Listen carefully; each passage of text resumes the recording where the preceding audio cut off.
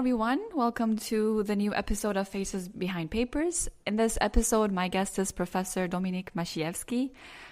She's an assistant professor in developmental psychology at Tilburg University. Her work focuses on emotion and emotion regulation dynamics in relation to mental health in young people. She's also interested in just-in-time adaptive interventions to improve emotion regulation and mental health. So thank you so much for joining me for this episode, Dominique. Thank you for having me. Okay, so first I would like to start a bit about your background before you got into this position of a psychology professor. So you worked with adolescents and children during your PhD and postdocs, and now you're studying emotion regulation in young people.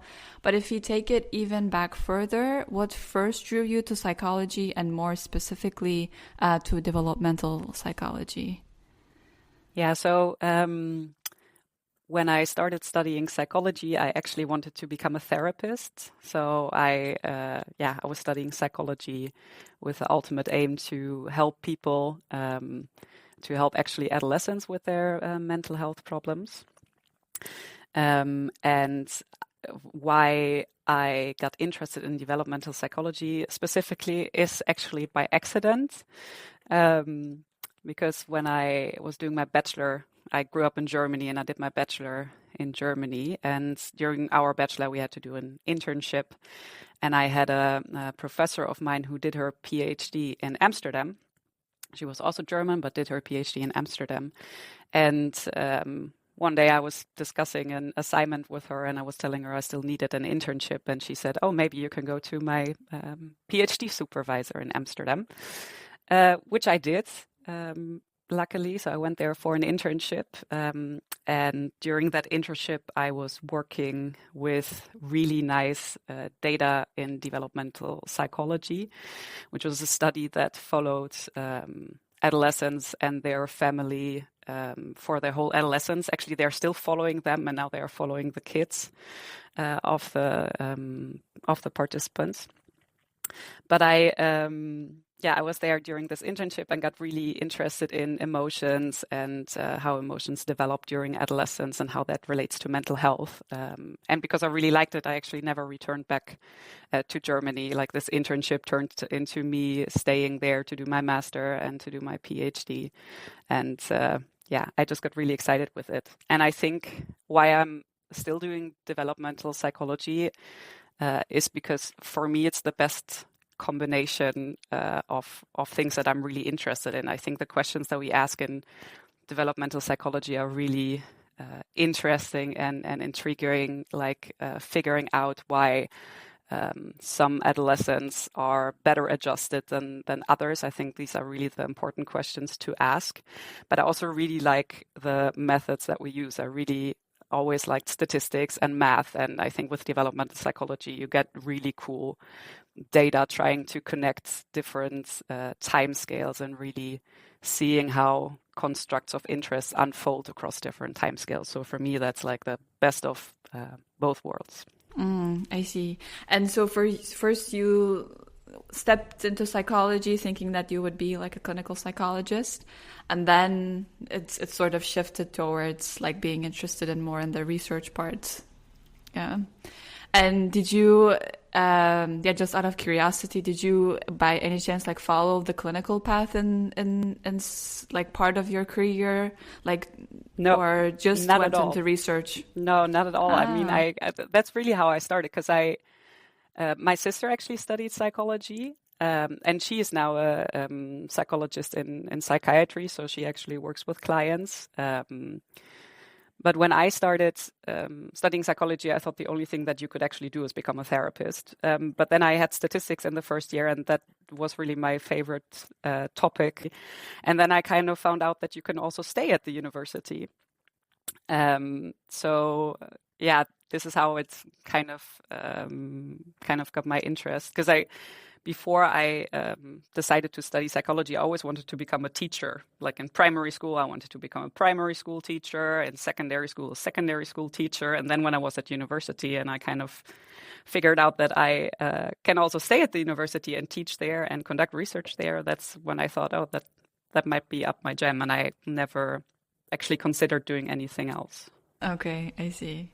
And I think you sort of answered it, but like, was there a moment when you knew for sure that you wanted to stay in academia?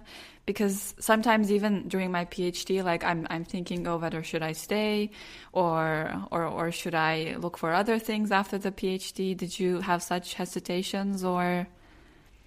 I think once in a while I get hesitations about staying in academia, because it's really, I love what I do. I think it's a great job. I'm very grateful that I have this job. I really love that I get to learn so many things, and it's super flexible. But it's also a hard job at times. So yeah, sometimes I get these questions whether I shouldn't do something else. But I always kind of get drawn back into research.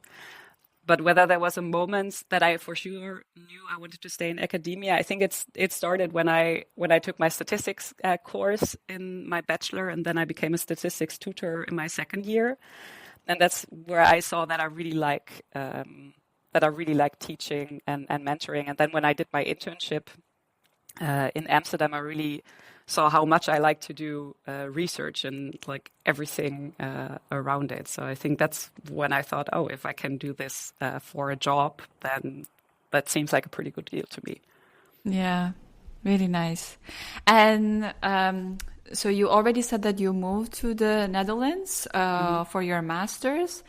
But I think, yeah, you did your PhD in Amsterdam, and then you did a postdoc in the US, and then you got back to Amsterdam for another postdoc, and then went to Radboud for a professorship. Yes. And then now you're in Tilburg. Yes. Even if it's in the even if it's in the Netherlands, most of it you moved quite a lot. Yes. And I was wondering, like, how this mobility like shaped your experience as a researcher. Yeah. Well, first, I think I became really good at packing because I had also physically moved apartments like 10 times in 10 years. But I think what I really learned by always having to start new at a new place was to how to initiate contact with people, because I'm generally quite an extrovert person, and I like talking to people, and I'm quite social. But in the first contact, if I don't know people, I can be a little hesitant or awkward, I think. But if you always Same. need to, yeah, like once I feel comfortable, I'm okay. Then I'm the life of the party. But if I don't know people, then I'm always like, eh. But if you have to constantly do that and introduce yourself to new people and kind of find your place in the departments, then if you have done that 3, 4, 5 times, then you do get better at that, I think. And by working in many different places, and also working in Germany and the US and the Netherlands has really, I think, exposed me to a lot of different cultures, different cultures, but also academic cultures, I think. And it really helped me figuring out what I want in a job, like what things are important to me as a researcher. And I also made a lot of friends along the way, which is really nice. Like I now have, I mean, the disadvantage is that I don't have a core group somewhere. I have core groups spread over the Netherlands and in Germany, and I still know people in the US as well. So that's definitely an advantage. Yeah. And how has it been also balancing it with your personal life? For example, for me, like for a PhD, now I'm in Belgium and my partner is doing a PhD in Frankfurt. So we found like a middle place, like Liège in Belgium to move, but then he goes to work once in a week and rented a room there, and we don't really foresee like how things will be when we even finish our PhDs. So if you had those kind of challenges as well. Yes. Yeah, I've been there. When I did my PhD, when I did my master, my ex-boyfriend at the time, he was still living in Germany, in Cologne. And we had a long distance relationship for a couple of years. So I definitely recognize that struggle. I think that now that I got older and I kind of know that I want to stay here at the university, it's easier. And now I have bought a house with my husband, and now I'm like ready to settle down. But I definitely see the struggle that you have as a PhD student. I think it also has an advantage because you're still a little freer. So I could, without any hesitation, move to the US. I mean, I was missing my boyfriend at the time, obviously, and my family, but now I would not be able to just decide that without really major life changes for everyone involved. Yeah, true. And now you're also a parent to a 9-month-old baby. I know I have several colleagues who are balancing caregiving and academic work, and it can look really different for different kinds of people. But how has that transition been for you?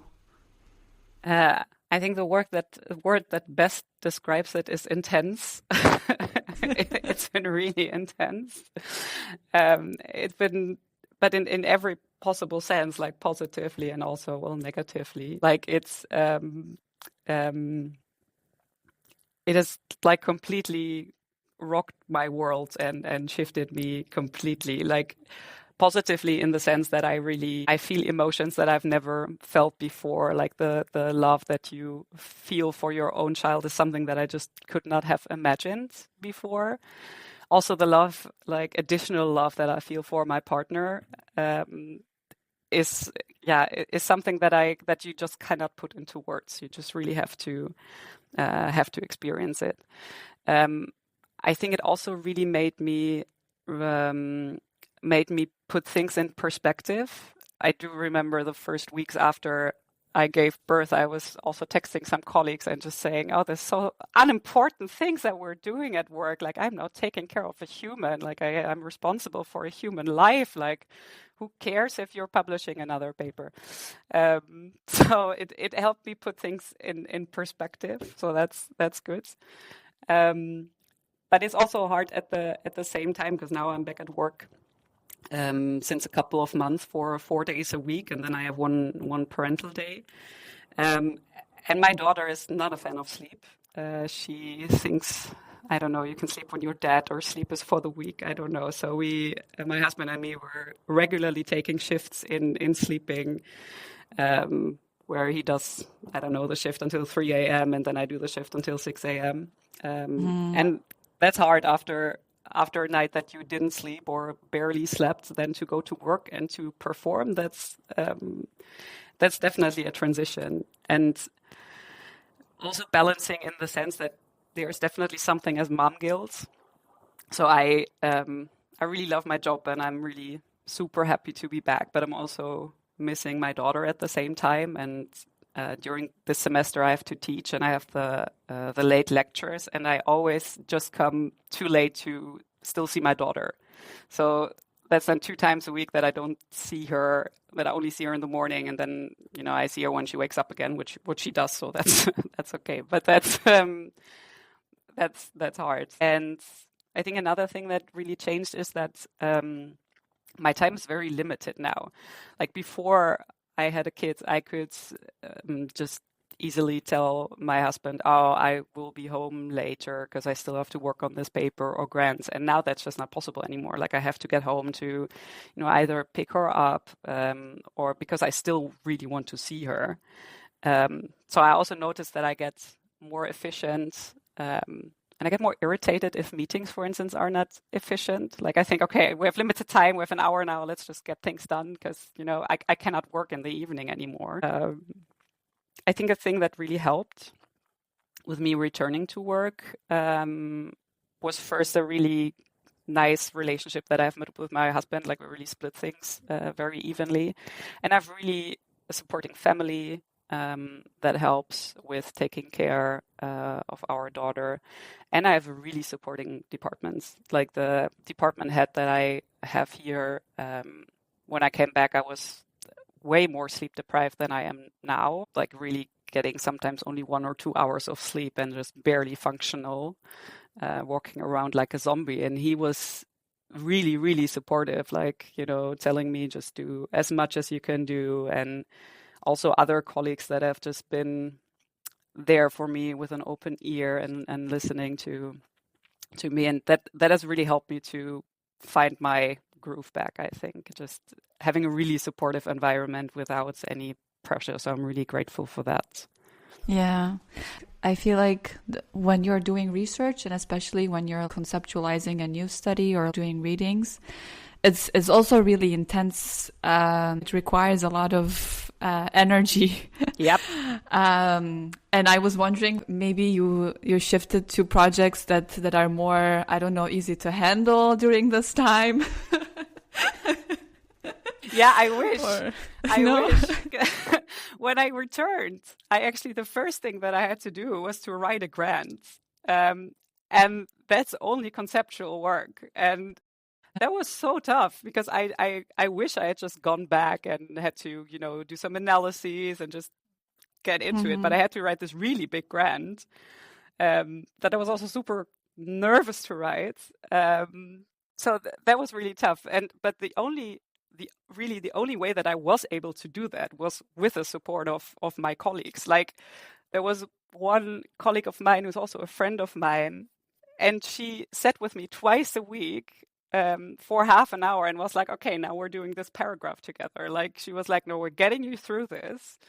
And I did eventually. I just also said, I don't know whether I will get the grant or not, but just that I handed it in, I'm just immensely proud. Just that I was able to do that because, during pregnancy, you're already kind of like your brain is already changing. I really feel like I'm not at my cognitive capacity than I was before my pregnancy. But now, postpartum and with all of the sleep deprivation, I feel like my intelligence level just really dropped by, I don't know, 10 points or 15 points. I don't know. No, I've heard it from a lot of moms. So it's a thing. It's definitely a thing. Yes. I've met respect for all academic parents, like, really. Yeah, same. Yeah. Okay. So moving a bit to your research, I was wondering, like, what research questions are you currently actively trying to explore right now? Yeah. So there are two major big topics that I'm currently focusing on. So one of them that you also already mentioned. So the first one is that I am really interested in how adolescents and young adults are regulating their emotions in daily life. I'm really fascinated by that because I think emotions are something that just shift so often and that's so different between people, and I really want to understand how it works, like in what context people regulate, and how that relates to mental health, and also how to improve it. So, for instance, I'm looking at how different emotional contexts relate to different emotion regulation strategies in daily life and how that then relates to mental health. But we've also conducted some studies that looked at just-in-time adaptive interventions that try to improve emotion regulation. So we're currently working on a paper together with my colleague Eske van Roekel and Marike Schröder here in Tilburg and Leonie Schorlep, where students got different interventions to improve their positive emotions. So we're currently working on that. I'm also really interested in how to better operationalize, I think, emotion regulation. So with my PhD student, I published a paper last year that looked at a new way of calculating emotion regulation variability, because for a long time, people thought, or researchers thought, that there were inherently adaptive and maladaptive regulation strategies, so that you should, accept your negative feelings and that suppressing was a bad thing. But like the more recent research kind of points towards that it's important to be flexible and to kind of flexibly match strategies to context. And for that, we have to look at the variability in strategies across time. Well, together with my PhD student, Edmund Lowe, we looked at a new way of calculating that variability, because there's not only variability between different strategies, but also between strategies across time, and ways how this was calculated before was not really able to look at these changes, especially not at switching between different strategies. So what we did was to take an index that has been used in ecology before, that was used to quantify biodiversity, and then we saw, can we apply this actually to experience sampling data? So where participants answer questions about their emotions and regulation strategies multiple times per day. And we found out that we could do that, and that it is meaningfully related to outcomes such as negative affect. So I want to continue to work with that to really better understand that variability. So that's one thing that's more content related. So emotion regulation, flexibility in daily life. And then the second thing that I'm really interested in is measurements, because I was a very quantitatively oriented researcher that always thought, okay, we need huge samples, only rely, the numbers that we get, they mean a lot. And then a couple of years ago, we conducted an experience sampling study in young adults together with my colleague Marlijn Oldhoff and Andrea Bunge when I was still in Radboud.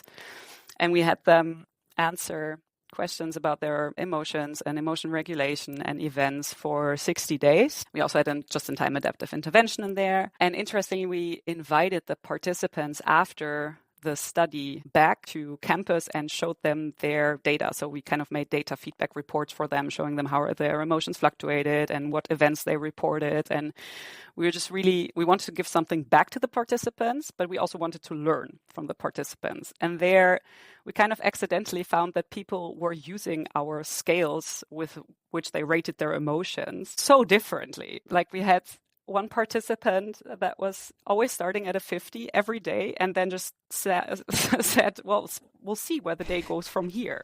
Or we had another participant that would only rate in units of 10. It was a scale that went from, I think, 0 to 100. It would only do 10, 20, 30. And that's when I kind of was thinking, well, how much do the numbers that people assign to their feelings actually mean? Like, how do people actually decide how they feel? Because we use all these numbers for all of our models and prediction, but how valid are they actually? So we're currently analyzing the data, but we've conducted a study where we asked people to rate their emotions, again, for a month, multiple times per day for several emotions. And then we also asked them to, in the moment, explain to us why they chose a certain number for that emotion. So, for instance, someone rated their anxiety at an 8 on a scale from 0 to 10. And then we asked them immediately after, how did you choose that number? And people could either write that down or voice record this. And so we have, really a lot of data from 41 students that for more than 20 days, 5 times per day, let us know why they chose a specific number. And with that, we're kind of trying to uncover whether people stay consistent in how they rate their emotions and how people differ from each other in how they rate their emotions. Because there are very specific theories about how people use those scales. So there are some people that say every time I project my emotion on such a scale, I compare my current rating with the rating that I had before, or I compare it to my own baseline, or I kind of assign events to the low point and the high point, like, 10 is when I failed my driver's license. And we just really wanted to see whether this is what people do. And so we're currently analyzing that and trying to figure out the data. And it's really so interesting and rich data, I think. So I hope that this year we will have the results out. But in general, we found so far is that it really differs so much between people. I mean, and how often people say it's a gut feeling is really surprising and, quite frankly, quite concerning. That's Yeah, because this is like all of the methodology that's underlying what you just mentioned, that the content, like the emotion regulation dynamics and stuff like that. So but it's an essential work, no? Like definitely. And I think really, really interesting. And I think what I really learned from that, which is something that I want to focus on more, is how to not only to rely on the numbers, but to really ask people, to put into words how they feel or what they experience. Because I think that is such rich data that gives an additional layer that we really need. And I think for a very long time, qualitative methods have kind of been looked down upon by psychology. Like people always think, oh, the numbers are super objective. But I think if you actually talk to people, then you find out that there's so much more behind the numbers. So I think really we need to do more mixed methods work to kind of integrate both the quantitative and the qualitative information. Yeah. And another question, like if you had all the funding and resources in the world, what would you try to answer, explore? Or it could be that you would be interested in the same questions, but maybe bigger, I don't know, sample sizes or something like that. That's also valid. I think my dream would just be, I really love developmental psychology. And my dream would just be to follow a group of people really from birth or, even pregnancy to, I don't know, late adulthood. Then I will not be there anymore probably to analyze that data. But I think we so often only get a snapshot of people's lives. And if I would somehow be able to track people for such a long period of time with multiple methods covering multiple timescales, then I would really like to see why some kids get well adjusted and others don't. I think this is still such a mystery. I'm also not sure whether we will ever going to be able to solve that. We're always saying we're, collecting little puzzle pieces. But yeah, I think that would be great, just to have a multi-informant, multi-method study that goes really, really, really long to understand the human condition. But I think it's also not only a question about money. It's also a question about ethics. Would I like to spy on participants 24/7? Sure, I would. But, that's not allowed for a good reason. So it's also, I think, an ethical question. I'm now kind of doing that with my daughter, but, I'm not recording her 24/7, but I'm trying to see where there are differences. True. Yeah. And since you had a baby, did it also shift your perspective towards the research a bit? Yeah. Because I know that previous developmental psychologists also did quite some observations on their own children in many good and bad ways. But Yes, definitely. The first thing that I think I completely underestimated before having a baby was how insanely different babies are already when they get born. I always thought that everything, I know that there's always a nature-nurture interaction, but I think I completely underestimated that babies are already so different when they get born. There are babies with a really easy temperament, and then there are babies that are more challenging and that need more attention. I think I underestimated how many differences there are already. That number one. Number two, I definitely use my daughter to try to replicate all of the developmental psychology experiments. And I'm giving the lecture of developmental psychology to first-year bachelor students, which I really like. And now I'm kind of building in my daughter, and I kind of want to continue doing that over the years. So I already last year had her in the lecture about prenatal development. I had sonogram images and videos. And now this year I have her in for, basic emotions, that you can already see that, or language development, where you can see different stages. I also see that it's sometimes not very easy to recreate experiments like object permanence. I tried with her, and first it didn't work because she was distracted by the dog, because I also have a dog. And second, she was already able to solve that task, although according to Piaget, she should not have been able to solve this task. So I couldn't take her as an example for not being able to succeed, A, not B error. So that was a little frustrating, but yeah. Okay. Okay. And another question I had was when I looked at your website, I noticed that mentoring is something that you really enjoy. And if you could give advice to your PhD self, what would it be?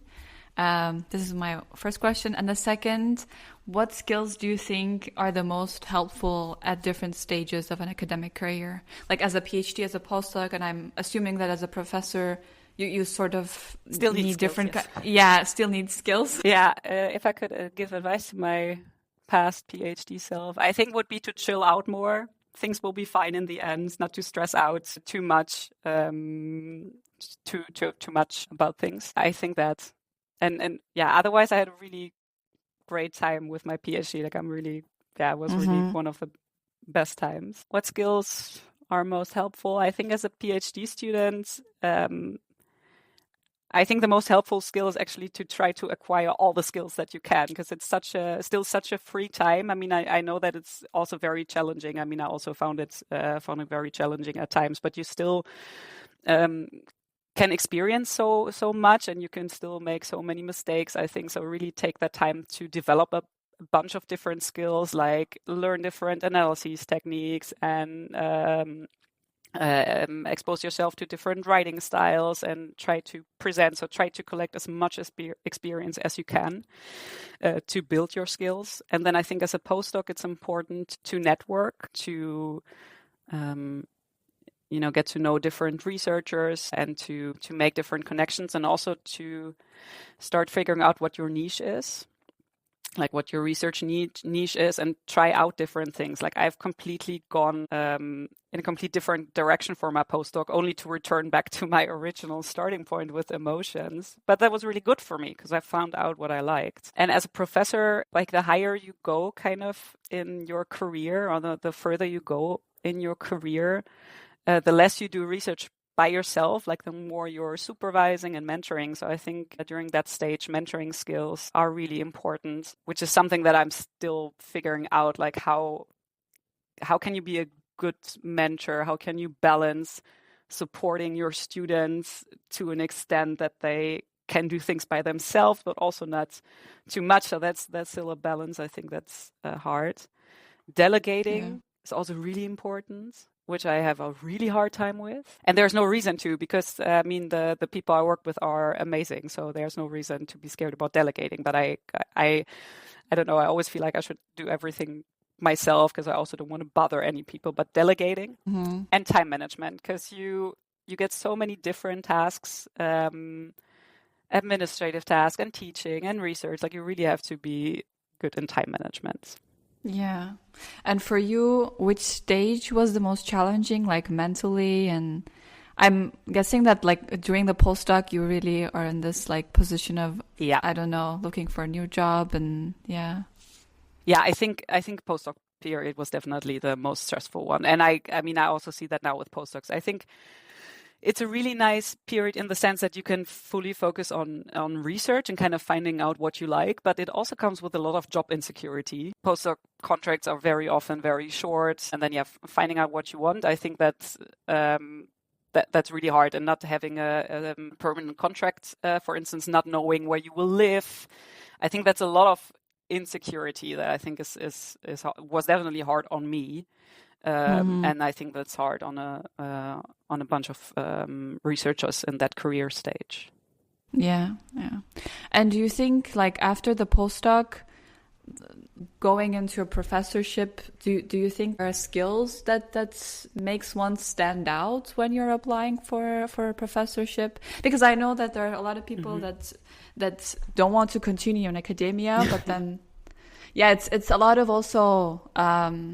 I've heard from people that it's luck too, it's on top of hard work. But I was wondering, like, what makes a professor different from a postdoc? Oh my God, that's a really hard question. Well, I think at that stage it's so if you're transitioning from a postdoc to a professorship, I think it's important that you have found your niche, so that you know what your research topic is, that you're asking questions that are worth asking, not only because something has not been done. I think that's not a well enough reason to do a research. It should also really answer a question that's worth asking.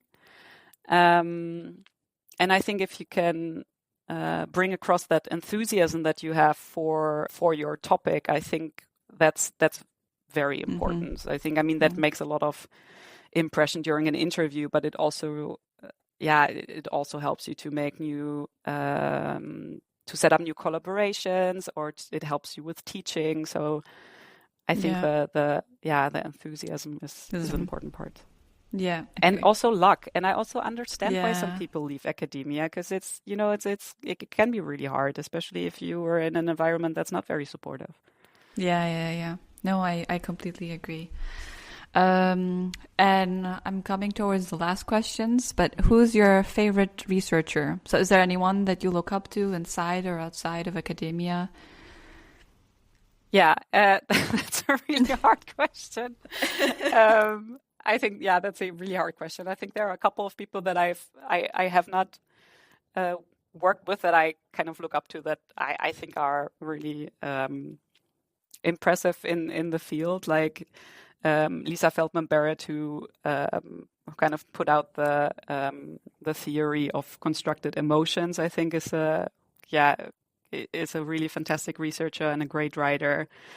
Also like Jennifer Silk, who works on emotion regulation in children and adolescents, and was really one of the first, I think, that studied emotion regulation using experience sampling methods in adolescents. And Anne Maston, for instance, is like a professor that works on resilience in children, and is really important in the field of developmental psychopathology, because she really focused on how does it come that even under really horrible circumstances, some children turn out fine in the end. I think that are really important questions that are being answered. But then I think there are also a couple of researchers that I was fortunate enough to work with, or that I'm still working with, that I just really look up to. Like, for instance, Anna Lichtwak-Aschoff, she's a professor in Groningen, and she uses complex systems theory to understand clinical change trajectories. Like, how does it come that some people suddenly get better or suddenly get worse during therapy?